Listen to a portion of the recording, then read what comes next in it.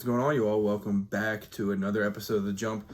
We have some breaking news, as it is seeming like Kyle Whittingham will be the next head coach of the Michigan Wolverines. Now, I'll break down my thoughts on this hire, but go comment your thoughts immediately, your first gut reaction, because mine was a little bit different than I think most people had. Now, in my opinion, this one felt very, very similar to the Penn State search, where they continued to call and miss, and it felt like Michigan's were a little bit, it felt like with Penn State, they were swinging for the fences, still landed a home run in the end with Matt Campbell. It was like, how in the world did they go through all this process and land this guy? Now, for Michigan, it felt like, I was like, man, these just don't feel like Michigan caliber to me. I didn't know if Jeff Brom was necessarily Michigan caliber. He was a guy that had done more with less, but are we sure he would do more with more? Because he's had great portal classes and has only made the ACC championship once in a conference that hadn't been great. So I didn't know if the whole Jeff Brom thing was going to end up meshing well when it seemed like that was the direction it was headed. But now, similar to the Penn State one, this feels like an absolute grand slam, killing, awesome, great hire in the end. This feels like a hire that was off the table at this point. I would give this hire an A+. It's crazy to think at this point, on December 26th, after Christmas, that the Wolverines have one last Christmas gift to open, and it's Kyle Whittingham being their football coach. Now, for Michigan, this does so many things, even off the field. On the field, you're getting a guy that has built a culture on essentially what Michigan does. He just did it out west. Hard-nosed, gritty, great defense, toughness, everything, every sense of the word. What Michigan is built on in the Michigan men, that's what he had at Utah for the last 21 seasons. That was who he was. So on the field, you're getting something tremendous, and a guy that did a lot more with less, that I do believe, just off what you've seen him do once he's had more talent and stuff and continuity on his team, he's going to do more with more.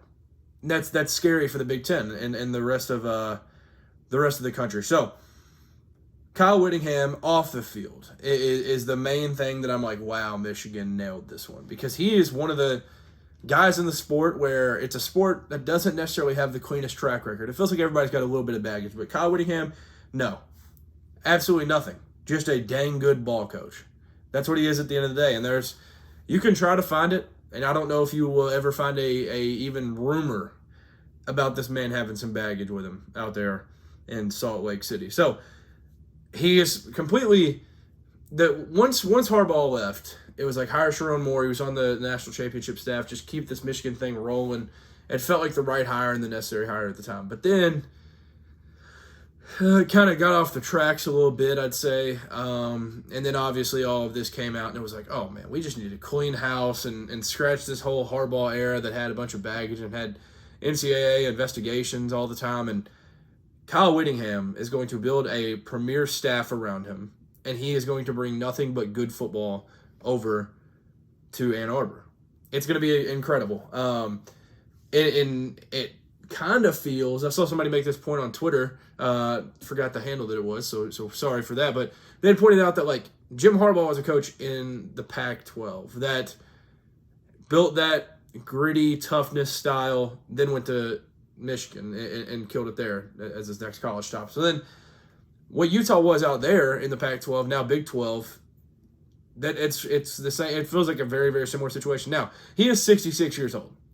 So this one to me doesn't feel like it's the flashy home run hire. Yes, you could get a very, very, very young Kenny Dillingham, offensive-minded guy that's going to go sling it 100%, keep Bryce Underwood around, get some receivers, all this different stuff, and it's going to be awesome and a lot of fun.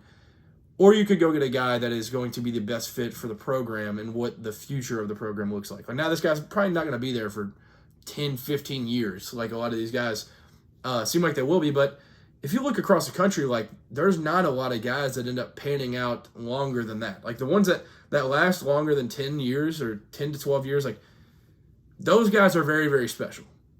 I think he's going to be around 5, 6, 7 years, somewhere in that range. And he's going to absolutely exceed expectations year after year after year. Out there at Utah, people thought, oh, he missed a bowl. This is an absolute, Unc lost it. Unc does not have anymore. This old man's washed. It's all over. What's he do this year? Goes 10-2 with the only losses being to the two teams that competed in the Big 12 championship that probably should have both been in the playoff. That's who he loses games to. Yes, the Texas Tech one's not great. It was early in the year. It was all this. It was a full mix of things. A dang good ball coach. Now, I don't know what it looks like for him coaching the bowl game or whatever. I don't know what all that's going to entail. But Michigan nailed this hire. They absolutely nailed the hire. He has done nothing but win games and win with less. And now he's going to go. And I think overall, I think like when he goes to meet with Bryce Underwood's going to be like, yeah, man, I like this guy. This is going to be like a good thing. But I think it's all going to come down to who he hires as his OC.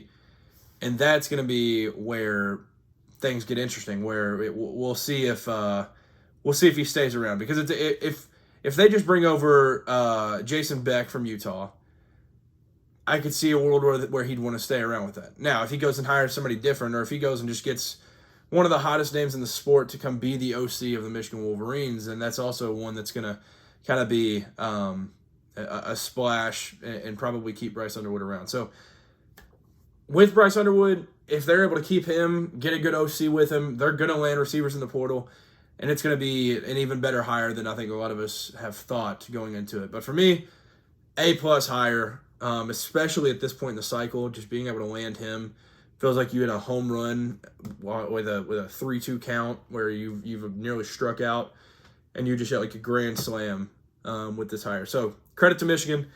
It's not official yet, but it seems like that will be a official done deal by the end of today, as I'm recording this on December 26th. So let me know in the comments what your all's thoughts are on the hire, and if you think I'm wrong on some things, and you think there's something I said that's way off, comment that. We'll talk and we'll discuss in the comments. But that'll do it for this one. Peace.